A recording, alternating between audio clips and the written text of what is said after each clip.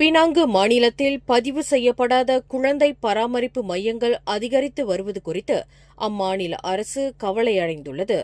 மாநிலம் முழுவதும் மொத்தம் 154 பதிவு செய்யப்பட்ட தஸ்காக்களும் 468 தடிகாக்களும் 164 பராமரிப்பு மையங்களும் உள்ள நிலையில் கூடுதலாக 55 பதிவு செய்யப்படாத தஸ்காக்களும் 97 தடிகாக்களும் 85 பராமரிப்பு மையங்களும் உள்ளதாக புள்ளி விவரங்கள் கூறுகின்றன.